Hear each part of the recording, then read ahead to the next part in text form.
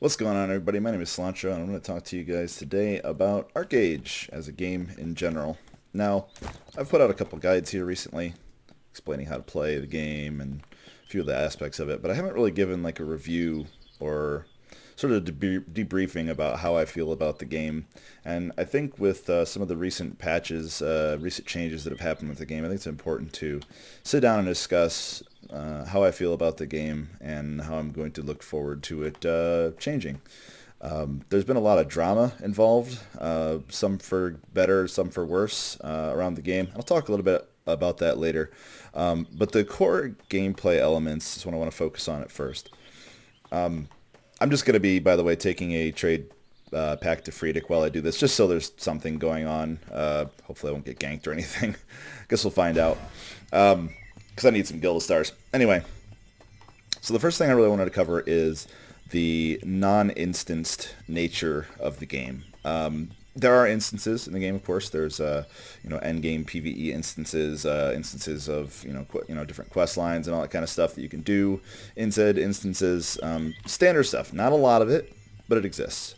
But largely, the majority of the content that is generated in this game is generated between players in the game world.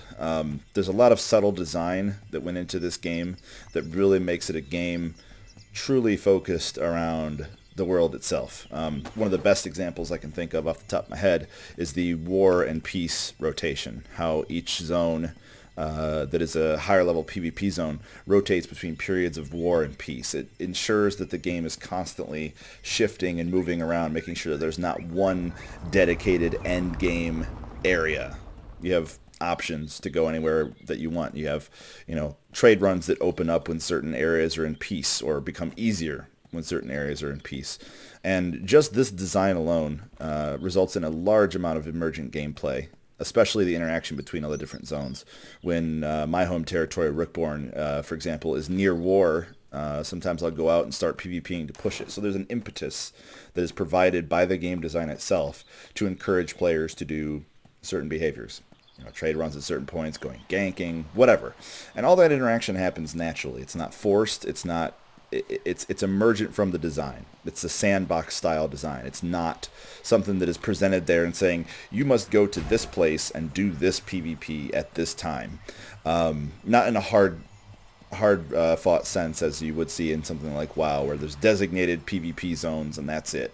The entire world becomes alive with PvP when you have this shifting of attention all over the place.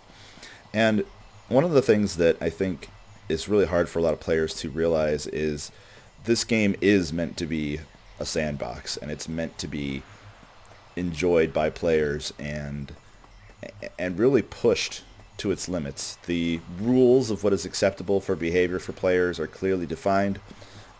Behavior that is completely normally completely outlawed by a lot of games are behaviors are accepted in this game. For example, you can scam people as long as it's not done with any third-party programs. So you can offer a trade saying, hey, I'll pay you back after this, and if you don't pay it back, there's no recourse for that. No, and by that I mean no whining to a GM, no complaining to a game master saying that, oh, this guy scammed me. It's part of the game, and it's designed as part of the game.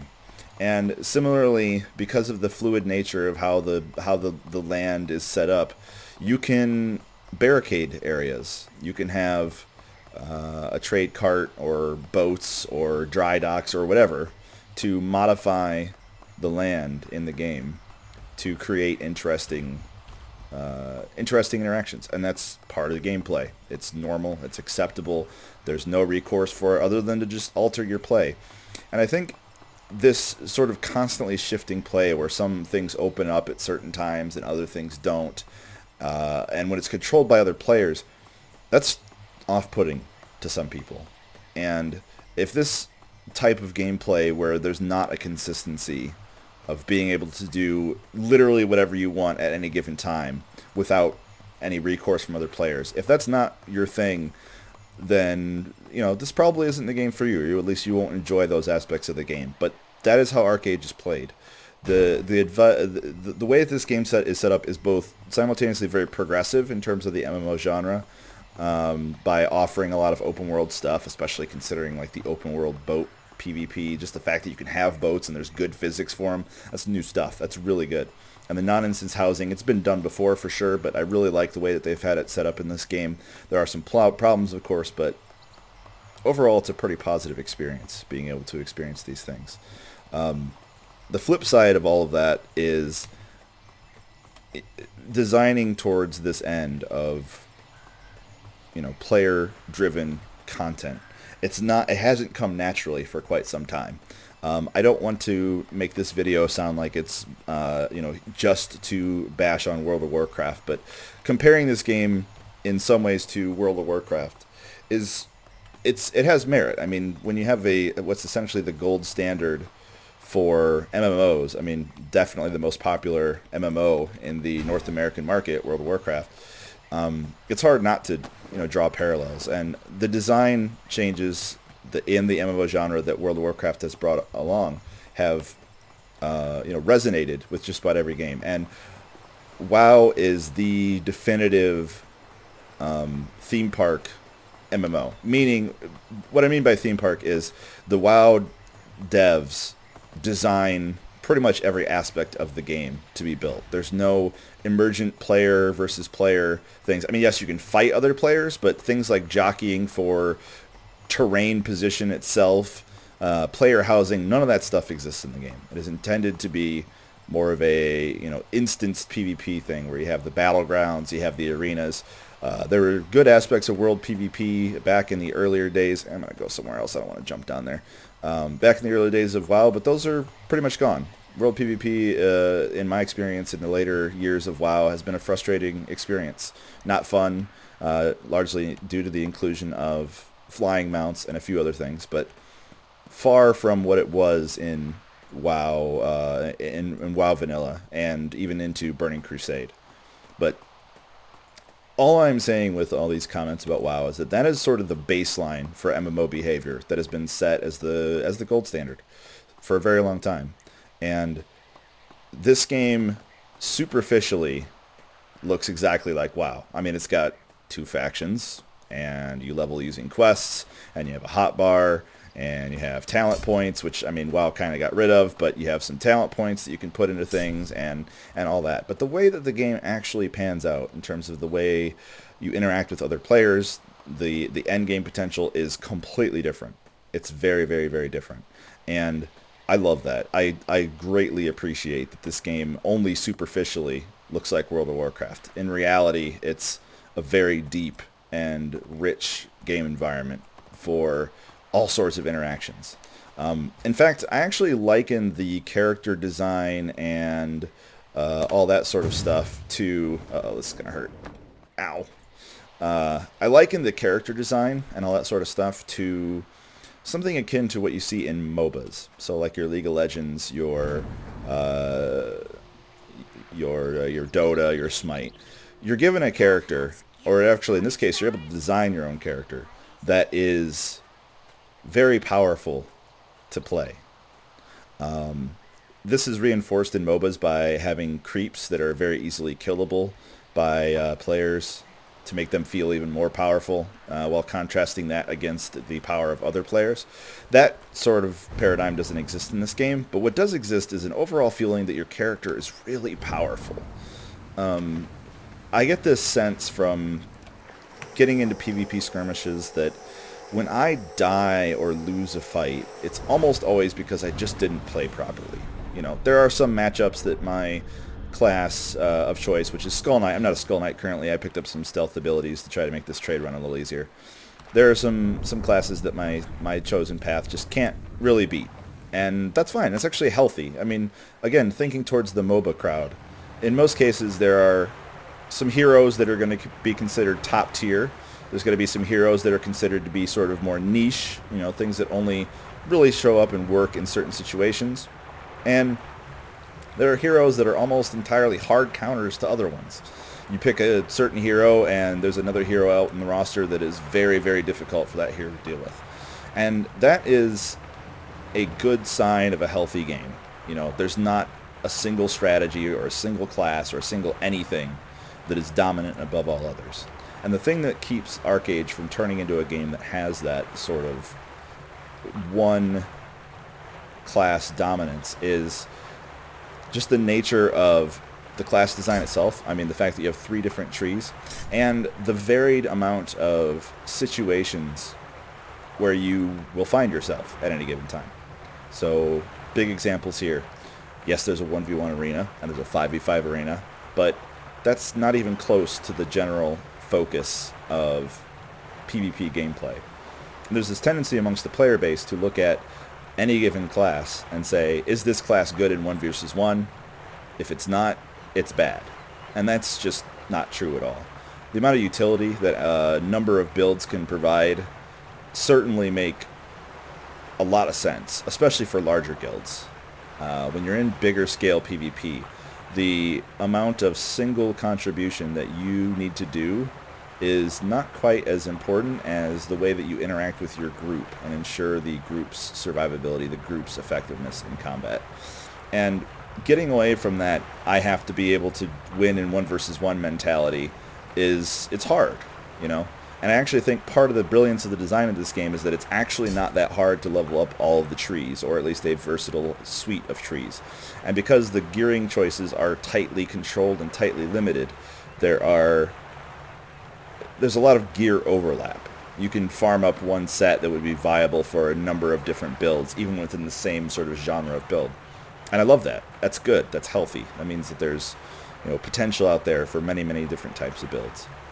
And what worries me, and sort of the first sticking point that I have about the way that the recent changes to the game have set us up, is there are a number of weapons that are available to you to farm in Hasla. Hasla here in the southeast corner, there's a quest line / farming grind session that you can do. Long story short, you can get pretty decent weapons from it. And then the latest patch that was just put out a few days ago, they allow you to now upgrade those weapons beyond their originally intended power to levels that are, quite frankly, more than anybody could possibly see in the near future by using standard crafting means, which is primarily the way of getting gear. And that's really, really off-putting. It's throwing a huge wrench into the balance of the game, because allowing players to have very, very powerful weapons, and really the biggest problem is that not every weapon type is represented, but allowing players to have very, very powerful weapons this early in the game is going to make glass cannon high damage builds flavor of the month beyond anything. I mean, imagine in in a MOBA game, in like a Dota, League of Legends, whatever. Say there's a character who's known for high damage, especially if they get small amounts of farm that gears towards that. And then imagine if they just gave that character 3 times the amount of damage that it already had. I'm exaggerating, but that's more or less what's happening right now in ArcheAge. And there's been a mass exodus of players. There's been a lot of valuable and viable complaints on the forums and on Reddit about what's happened to the game because of the Hasla and a few other things. And it hurts, because I would actually be honestly heartbroken if this game failed because of some silly interactions. I mean, it's a very solidly designed game. I could sit here and gush all day about the brilliance of how everything in this game is interconnected and interwoven. It's a sight to behold from somebody who's been playing games for a long time. I mean, I've been playing games since I can remember, and the way that the world works, the way that the classes work, the way that the dynamics in group PvP, it just feels right. It's properly balanced. Player skill comes to the forefront. Coordination with your friends comes to the forefront. It's not a numbers game. Gear is important, but it's not the end-all, be-all. But I'm afraid it will be with the new changes here. And again, the most distressing part for me is that classes that don't use the weapons that are available from Hasla are going to be significantly weaker. I mean, there's always going to be classes and character choices that are weaker than others. That contrast has to exist, because if there's a perfect balance, then nothing seems fun. There has to be a rock, paper, scissors element to it. Not hard-coded, but, there has to be, yes, I lose to these guys, but I beat these guys. And then allowing those sort of dynamics to play out in a group PvP context is what really makes the game shine. You can look at a three-man group and say, okay, here's their strengths, here's their weaknesses, how do we attack them? You can analyze people's builds, people's play styles, and learn and react. And the source of all this combat is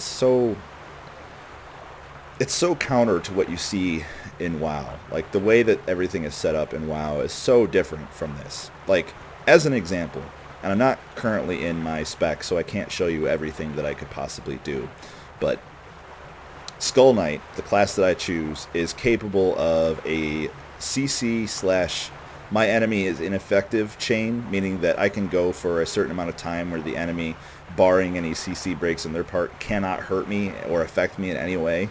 I'm capable of doing a chain like that for probably, I would say, close to a minute, and I'm not even joking. I have a stun into a silence, assuming that they're a mage, / it's also a trip as well. I have an impale. I can then use a shout to channel a stun. That's about 10 or 15 seconds of disable right there. I have the ability to telekinesis, pick a player up. There's nothing they can do about it once I've got them in the grasp. I can move them away for 15 seconds. I can then pop an imprisonment that keeps them completely separated from me for 20 seconds. And then I could even pop invincibility for 12 seconds. And in a 1 versus 1 environment, what this allows me to do is to build a character around cooldowns so that my character gets to act and my opponent doesn't. And that's balanced. That is perfectly fine within the realm of this game. You are going to run into people who can combo you from 100% to 0%, and there's nothing you can do about it. And it's frustrating, but the reason it works is this game is not designed around 1v1 combat. This game is designed around group combat. And those builds that only excel in very, very small amounts because of their heavy CC chains just don't show up in group PvP as even anything that dangerous, because they have nothing to offer to the build other than locking another person out of the fight, if they can even do that. A lot of the CC chains have to be chained properly or they simply fall apart. And a second actor in that group of players can disrupt that entire flow and make that character completely invalidated. There's a real cost of an opportunity cost for your character design in this game. You have to make sure that every point that you put into your character design is going to be working for you in whatever situations that you need them to be in. There's no frivolous throwing away of points. When you design your character, you should have a goal in mind. You should pick the abilities that meet or help you meet that goal, and just play it like that. Play the character exactly how it's supposed to be designed. And don't be afraid to play a character that is not good or not ideal in 1 versus 1 environments. I'm not. My character is not. Again, I play Skull Knight. Skull Knights are not known for being super good in 1v1 situations. They used to be in the alpha, but I'm digressing a little bit. And stepping away from that mentality of if I suck in 1v1, then my build sucks and I should switch to something else is not healthy. Not healthy from a game perspective, because it means that the designers have failed to express upon you that the real fun in the game and the real interesting aspects are the group PvP, not the 1 versus 1, especially when there's such an emphasis a lot in live streams and in the player base of the 1v1 arena, even though it's not even close to the best PvP experience this game can offer. And distancing yourself from that is really, really important. It's very, very important. And just as another quick example before I move on to another topic, wow, this video is probably going to be really long. Check this ability out right here, Retribution. This is actually the first rank of it because I actually have, was that my shadow? I think that was my shadow. I think I'm freaked. Oh, yeah. Oh, wow. Yeah, see that at the top of the screen? It scared the crap out of me. If you look at this ability, and this is only rank 1 because I'm not currently spec'd in it with the spec, it actually bumps up to 60%, but look at this. 30-second cooldown, instant, not on a global cooldown. 60% of melee damage returned to the enemy at the second rank, as I mentioned. I gotta make sure I keep stealth here.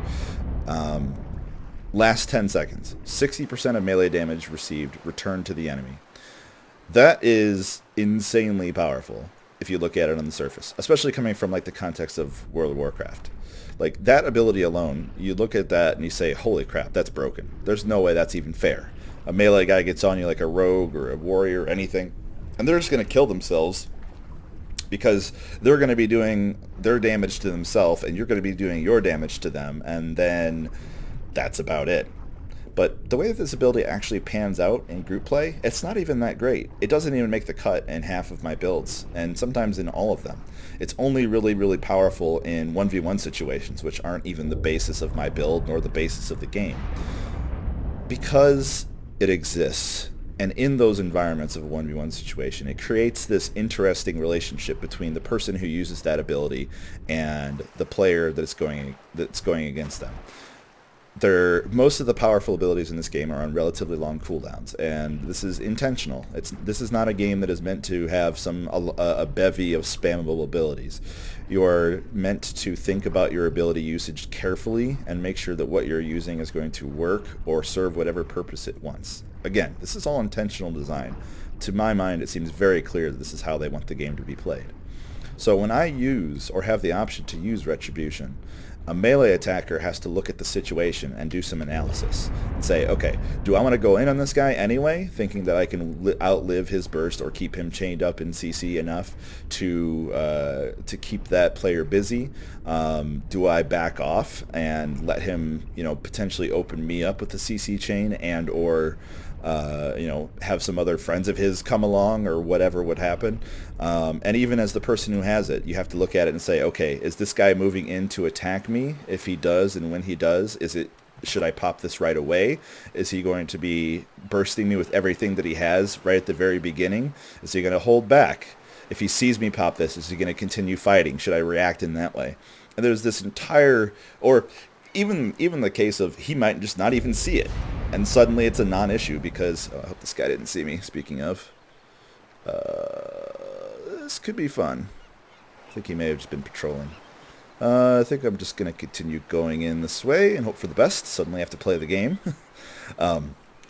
So it's this interesting moment that happens potentially between two players, all revolving around a single ability that not only one player may not have, even if they are the spec that can have that, not only may they not have it, but it very easily could go to a situation where the other player doesn't even see it. But if they do see it, the reactions and the interactions that happen in that, there's such an emergent complexity that happens, and it's beautiful to watch. It's a pure joy to see how certain players react to your things, because all of your abilities have such long-lasting impact and can be so powerful. Because every ability could be a threat, you have to pay attention to every ability that your opponent does. And so this game rewards players who are very careful. It rewards players who are very focused on what they're doing, and it rewards players who really just pay attention and are very thoughtful. And I love that. I love that it's very hard to make a build that's effective if it's just a key mashing build. Yay, I made it. Woohoo! All right, time to recall and do it again. Because in the past with so many other games, it's been just a mess of button mashing and with no abilities that have any real long-lasting consequences. It feels so, I don't know, shallow in a lot of PvP games because you never get to feel like you're the hero. I mean, it's a really awesome feeling when I'm playing my character and I keep somebody locked up. I feel really powerful when my CC chain works in its entirety and I can kill somebody from full health to 0 without them really getting to interact. And on the receiving end of that, it's unfortunate, but it never feels to the point where you're saying, okay, well, this is just kind of crap because I got cheesed out. I always feel, even in situations like that there's an option to move on past that. There's some way to get restitution against the person who does that sort of thing. And especially if they mess up their chain combo or mess up their strategy. Even one mistake can be very thoroughly capitalized on by a seasoned player. This game rewards patience, rewards people being observant, and people playing carefully. And that's really one of the best parts about it. So anyway, I titled this video ArcheAge Drama for a reason. I've already sort of touched upon the drama that happened with the recent patch instantiating the Hasla weapon thing, which is sort of an irreversible problem.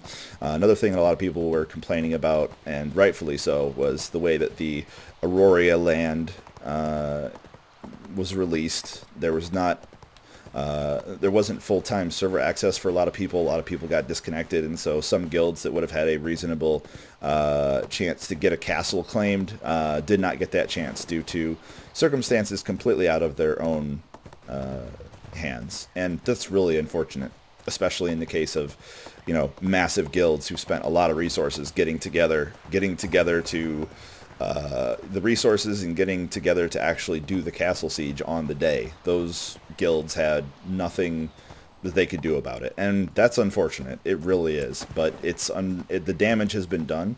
Castles can be sieged in a few weeks. These castles are not going to last forever, and just like losing out on anything else in this game, it's really unfortunate, especially when those elements are out of the hands. But you have in-game ways to get restitution for these events. It's unfortunate when out-of-game reasons cause problems, but as long as you have in-game ways to deal with those problems, the game can still move on. You have to understand that you're not going to win every fight. This game is not intended to be completely fair. It's not intended to give every player the same experience or the same opportunity or the same land. And as long as you go into the game understanding that, you will have a good time. Needless to say, though, this patch has caused a tremendous amount of drama on forums and a tremendous amount of negativity surrounding the game, and it really, really pains me because I believe so wholeheartedly in the design of this game, how eloquently designed it is, rather how elegantly designed it is. I really, really hope people don't just go fleeing away because of these few botched elements, because it's just not worth it. The game is just so incredible in the base gameplay. As long as you accept the way that the game is running, as long as you accept that other players can negatively impact your game, and there's almost nothing you can do about it in some situations.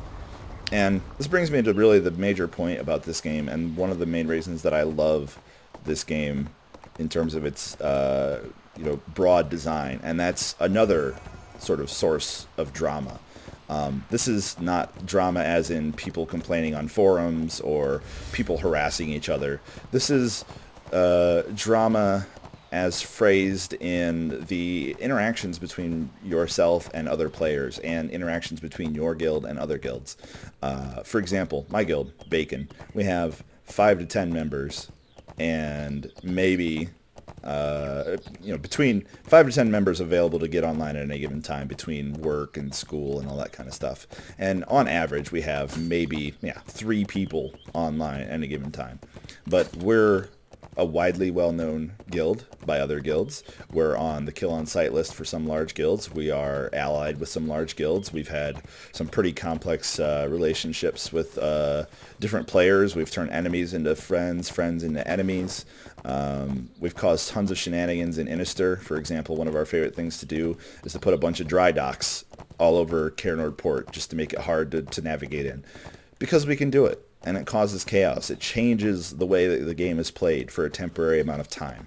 It removes that consistency of an experience that, oh yay, my mount hit 41, that I think a lot of people have come to expect, and that I don't think people should expect. I personally enjoy the fact that the game is constantly shifting. It makes it exciting for me to continue playing because of the evolving and unfolding drama, in a good sense, between my guild, other guilds, and the world itself.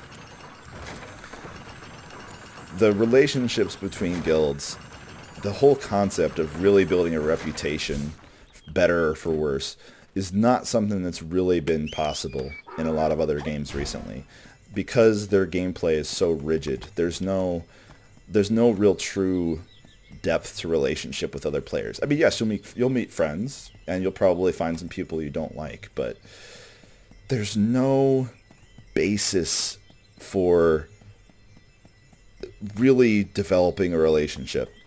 If we go out and pick on a guild, even a guild in our own faction, they have a recourse to be able to handle that. They can track us down. They can gank us. They can, counter harass, as long as it's not personal attacks, of course. They have in-game means to deal with in-game means. And it's the fact that any guild could be an enemy, or any guild could be a foe, or any person could be an enemy, or a person could be a foe, in a real sense, all handled through game mechanics, that makes this game really stand out. Because one of the most frustrating things I had to deal with when I played World of Warcraft was getting into a PvP zone and getting harassed more by people in my own faction. Like, for example, if I was mining in a PvP zone, an enemy miner could come down on his flying mount and attack me over a mining node. And we could have a little fight, and that was always fun. But if I was making a run towards a mining node and somebody of my own faction was there and sniped it out for me, they could sit there and laugh and taunt me, and there's nothing I can do about it. But because you have an avenue of recourse against every player in the game in whatever situation you need, that in and of itself allows the drama of ArcheAge to unfold. Because you can interact with any player in any way you wish, hostile or not, make pacts with them, scam them, all within the game. It allows so much. I mean, most people have probably heard of EVE Online and all the crazy politics and drama that happen in that game. EVE is, of course, a much more established game, but there are political moves and guild power struggles that take months to unfold, years to unfold. And that sort of emotional investment in a game is something that I have for ArcheAge. I have been working on getting moles into some of the bigger guilds. I have political intrigues of my own. We're a small guild, but we've done so much to impact the way that the game is played. A lot of people don't like us, and I normally don't play the bad guy. I normally am a pretty law-abiding citizen and am as courteous and kind to every single fellow player, but we're jerks, and we know it, and it feels great to be able to play a character, because one of the things that I think not a lot of people realize is that when you have this sort of emergent gameplay between guilds, the drama that unfolds between guilds, that's role-playing. I'm doing a role. I'm creating a role, and I'm filling it. And the concept of actual role-playing in MMOs especially has been skewed a lot. And this is not to say that I disrespect anybody who chooses to play the game in whatever way that they want.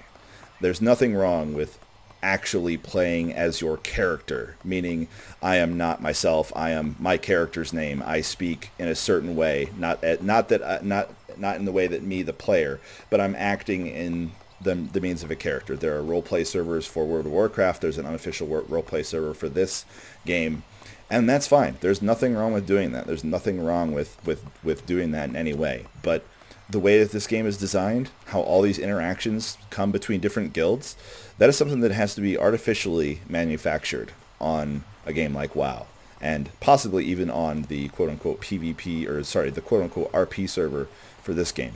But it is allowed to unfold naturally, and you are role-playing. You are playing a role as a villain, as a good guy, as a mercenary, and these are all possible, all because of the way the game is set up, all because of the mechanics that have been designed, the core elements of the gameplay, the interaction between players, the politics that can get involved, with real meaning, real consequence for the game world, real shifts in real estate, real shifts in power, shifts in land ownership of any kind, really, not just housing, but entire castles on the northern continent.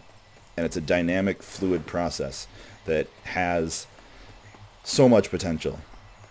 And if this game fails because of some silly decisions made by XL or Tryon, I will legitimately be heartbroken, because I've not seen a game that has allowed this sort of depth of interaction with a relative simplicity and relatively simple way to get involved in it. You know, it's got a pretty standard questing system to level, and the real content opens up at 50 when you hit the level cap.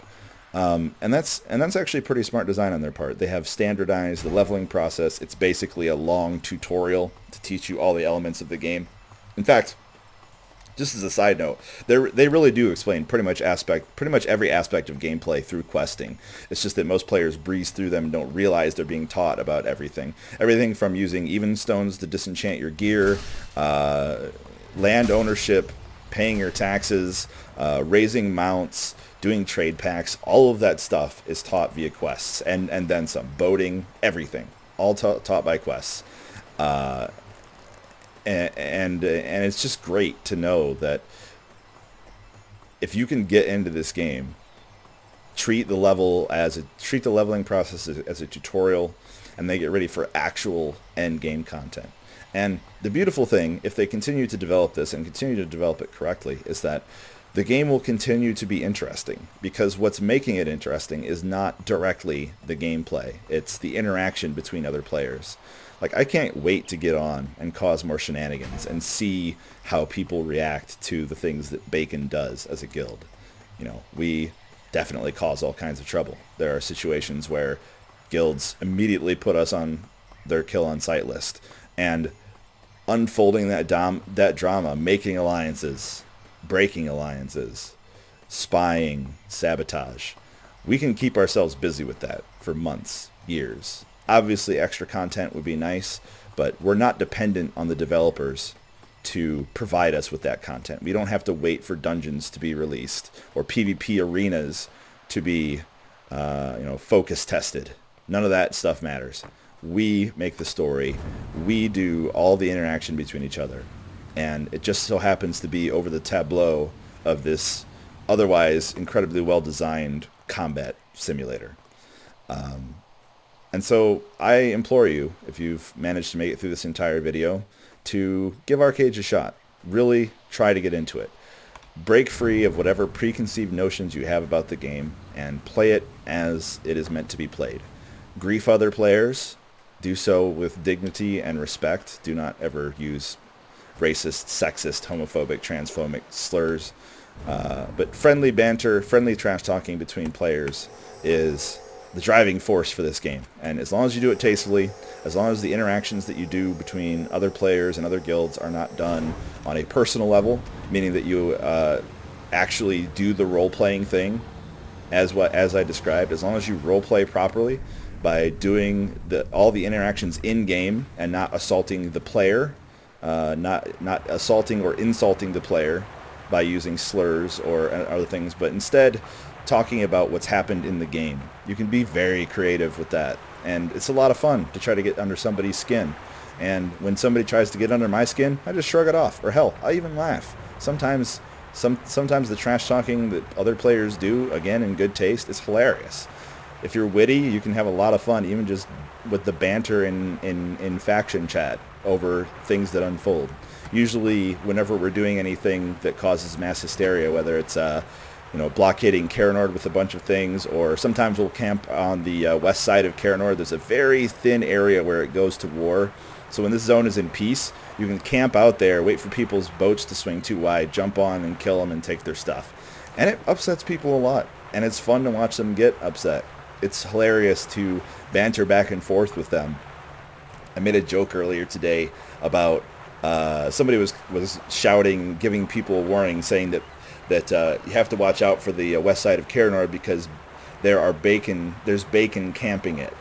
Bacon, of course, being our guild. And so I just made an offhanded comment and said, bacon camping? That sounds great. I hear I've just been doing regular camping like an idiot, going out with my tent and stuff, but you're telling me I can camp with bacon? And, maybe it doesn't sound funny to you, but it was funny in the time. I got a few whispers of people laughing and all that, and it's all in good fun. We do these things to provoke an interaction, and if you like interacting with other people, for better or for worse, this is a game. This is a good way to do it. As long as you're respectful of your other players, and again, don't attack them personally. Just keep all of the banter, all the trash talk, all of the fun interactions between the players in-game. It's an incredible experience, and one that I will not throw away just because of a few admittedly very poor decisions by the devs and by the distributors. It almost seems like part of their team is an amazing development team, and then management just wants to throw that all away and get money milked out of their players. So I think I covered pretty much all I wanted to say. Again, thank you for watching the video. I know this got a little lengthy, and it was kind of just a, I don't know, exposition of everything I think about this game. I mean, there's more subtlety and nuance and intrigue to the game design than I could even possibly cover in 5 videos of this length. But just know that despite the mangling of the recent patch and how it affected the gameplay, it's still not going to shake loose or ruin the core gameplay of this game, which is the interaction between players. That hasn't changed and will not change just because of a few extra weapons getting added. And to miss out on this experience would be very sad, because I honestly, I love this game. I've not loved a game like this in a long time. I cannot give this enough thumbs up despite all of its problems, despite all of its flaws. Getting on here every day and seeing how people react to me and interacting with other players, it's true interaction between human beings with full personalities and not just beating on dummies, not just farming mobs. So give this game a shot. If you have any comments about the design or questions about the design, I would love to hear them. You can always leave comments in the section below. You can tweet to me at CilantroGamer. I love discussing game design. Or you can check out my live stream and ask me what I think about certain things, or even bring points of your own, because I know I missed a lot of stuff about the design and about the drama and all that. So I guess as a parting message, I would say go try ArcheAge. If you're already playing it, please stick with it, because it's an amazing game. Do not let all the trolls and people who don't like the way that this game is designed ruin your experience if you do like the way this game is designed. Play it how it's supposed to be played and you will have a blast. That's all I have to say. Thanks again for watching the video, and I will see you next time.